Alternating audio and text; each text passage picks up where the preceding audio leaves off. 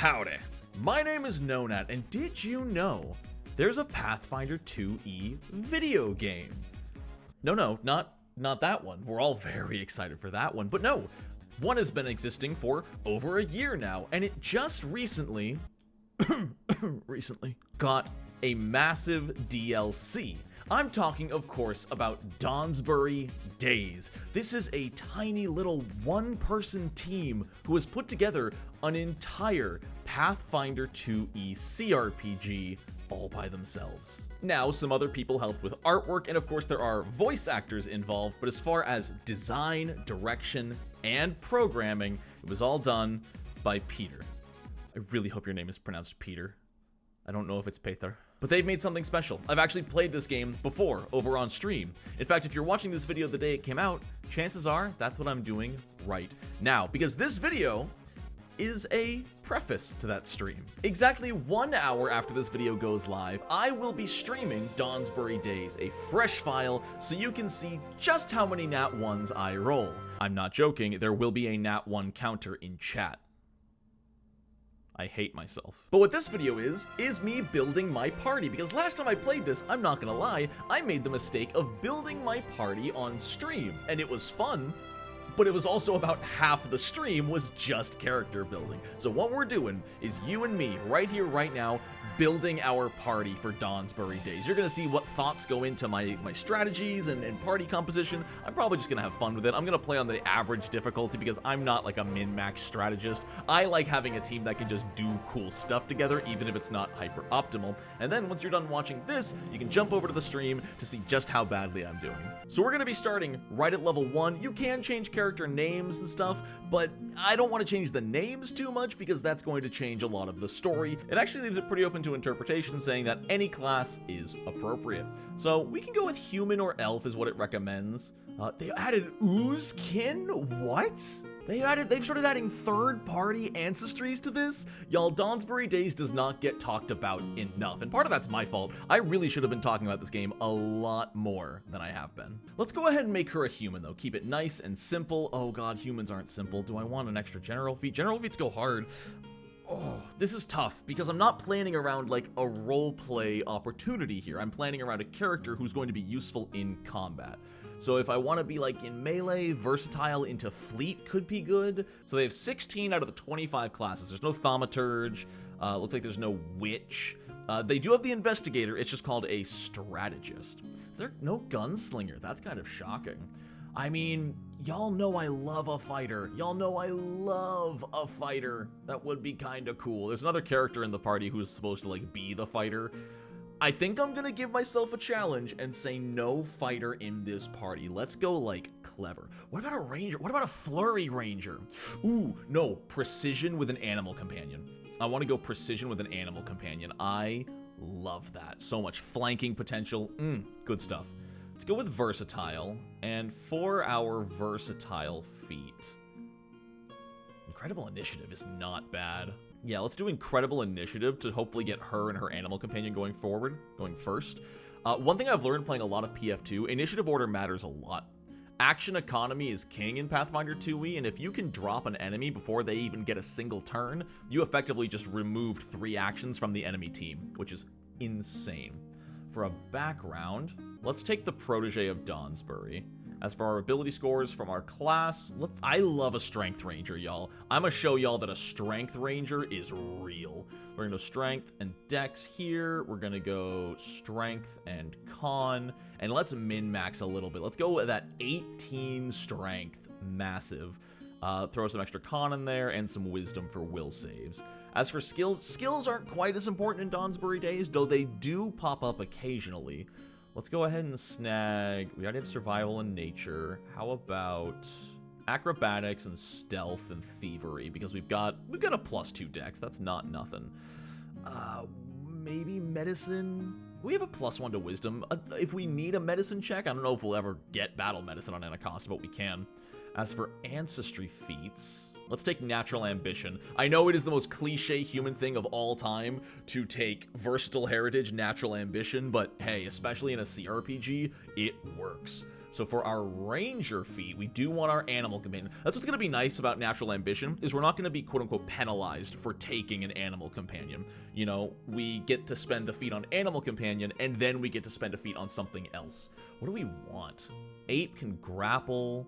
Maybe we take the bird for positioning. The bird has 60 feet of movement, and it's flying movement, so it's going to ignore most difficult terrain. It's got really low HP, and we can dazzle targets with it. I like the bird. I like Annacoesta with a bird, and then maybe gravity weapon? Gravity weapon's just going to be +2 flat damage. That'd be rad. I'm thinking we're going to go with, like, a great sword or a great axe ranger. I feel like you never get to see great axe rangers. You can also take magic hide. That's 1 action for the entire encounter, +1 AC on the bird. That's not bad. I think gravity weapon's cool though. I really do like. I like the bird with gravity weapon. We are chunking. What are we naming animal? Oh, of course their name is Chat. Of course their name is Chat. That's you. You're a bird apparently. As for this, we are going to grab a great axe. You know what? I just like the flavor of a great club. I'm not gonna lie. I love the flavor of a ranger with a great club. I think that's sick. Snag the scale mail for good armor class. AC of 18 is fantastic. We could get, do we have money left? We have 10 gold left. We could give our bird +1 to armor class. Although we'll slow them down. 60 to 55 isn't that big of a deal. Sure. You know what? Our bird is light. Let's give him some little bird leather armor. I love that. That is Annacoesta done. Let's move on to Scarlet. I do think we want to have a rogue on the team, and as such, I know apparently Scarlet's supposed to also be an elf or a human. I've always liked making Scarlet a halfling. I don't know why. I just really do. +1 to perception is actually really good, especially on a rogue. I kind of dig that. Let's give her +1 to perception. Let's give her the dexterity. Now, if we don't want to go rogue, you know what we could do? We could go strategist. This is the investigator, but a little bit more combat focused because there's not a lot of roleplay in Dawnsbury days. They reworked it a little bit, so it has, like, more interesting options for combat. So rather than pursue a lead, you can now declare a person of interest, which immediately devises a stratagem against a creature as a free action, which is pretty neat. We could even go with a ranged investigator. That's not a bad idea. Let's do a yeah, let's do a ranged investigator. I like this idea. Maybe like someone who uses a crossbow. So we're gonna go high dex, really high dex. Not high dex, intelligence, right, what am I saying? Still do dex, some con, some good wisdom and intelligence. Beautiful. Normally I wouldn't say, oh, 18 in your highest stat every time, wow. But for a video game especially, it is designed around that.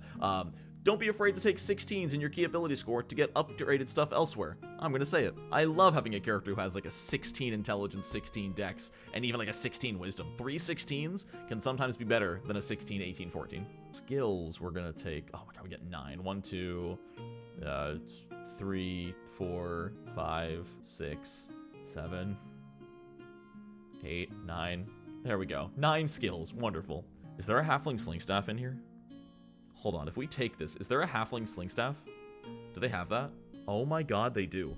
Oh my god, they do. All right, we're going halfling sling staff in investigator strategist. That's gonna be amazing. 1d10 plus half strength.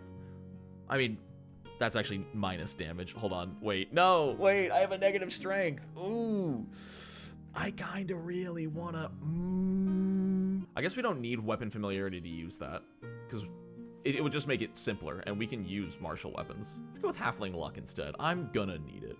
I like the halfling sling staff. Do we mess with our ability scores? Here's the thing. If we go with the halfling sling staff, we'll need to bump up our strength, which is going to hurt our dex, which is going to make her so much less survivable. And if we don't get a good roll on devise a stratagem, we're going to have to rely on dex, and that's going to suck. I don't care. I really don't care. This is too cool. I love the idea of this halfling who's perfectly launching massive sling bullets out. Let's do it. Let's take the hit on wisdom for strength, a hit on dexterity for strength. That's okay. I think this is an okay stat spread. I think we'll survive. It's not going to be optimal, but it's going to be fun. +1 to hit against the target of strategic strike. I love that. We are all in on Scarlet's strategic strike. Either we nail it, or we don't. For armor, let's go ahead and give her... She only has 2 dexterity. So it's gonna be studded leather, I think. 8 gold left. Let's do 2 elixirs of life. Done. All right, moving on to Tok'dar. This is one that I would love to make a fighter. Obviously, he's designed to be an orc. Look at his picture. We go hold scarred. Maybe he's our front line. Maybe he's our big, beefy HP sponge. I like that a lot. Let's go with hold scarred with die hard. Background is going to be... I want to give him Ward of Dawnsbury. Interesting for intelligence or wisdom. Let's go with protege. And I do think I want to go barbarian. Barbarian's really damn cool, and I want to show it off. I'm sad there's no giant. Giant instinct is great, but it's also the worst at tanking. Animal is really good at tanking. Like, animal instinct with their level 6 feet gets such incredible armor class. Alternatively, there's always champion. Champion is like the most obvious for a tank. There's also earth kineticist. Earth Kineticist is rad. I'm playing one right now in my Kingmaker campaign. Same with Metal. I wonder if I could make a tanky Druid. I wonder if I could make a tanky Wild Order Druid. Is it crazy that I want to try? Is it crazy that I want to make a Druid tank? Chat, he's doing it. He's going the distance. He's going for speed. Is this the craziest Druid spread you've ever seen? He's got athletics, he's got nature, we'll go with some medicine, religion, that's fine. And then orc ferocity keeps him up for 1 hit. Pretty damn good. And now here's the thing, we want to prepare spells that buff and get him ready to fight. You know, he's not going to be accurate. His spell attack roll is only +5. I think we'll take guidance, Tanglefoot, stabilize. Gale Blast could be good if there's multiple enemies around you. Because if you can hit like 4 enemies, that's not bad. And then Electric Arc is just good to have. Now, let's see. We could take Heal. Magic Fang is cracked. I think Magic Fang might be the play here to buff himself at the beginning. Yeah, especially at low level. Getting himself +1. That's the entire encounter, too. Damn. How about that? And we could give him Heal. Fleet Step is also insane. I think we go Fleet Step and Magic Fang. And then he doesn't need weapons is the thing. He doesn't need any weapons whatsoever because he's a druid. He's wild forming. We want to give him the least dexterity necessary. He can actually wear a breastplate, which is crazy. 18 armor. We can give him a shield. He can have a steel shield too. Damn. That armor. Oh, wait. Yeah, because druids get shield block. Wow. Wait a second. Wait a second. The tank druid's coming together. Oh, yeah. It's all coming together. Give him an elixir of life. Beautiful. Beautiful. Hell yeah. And now we just need the support. Now we just need a support.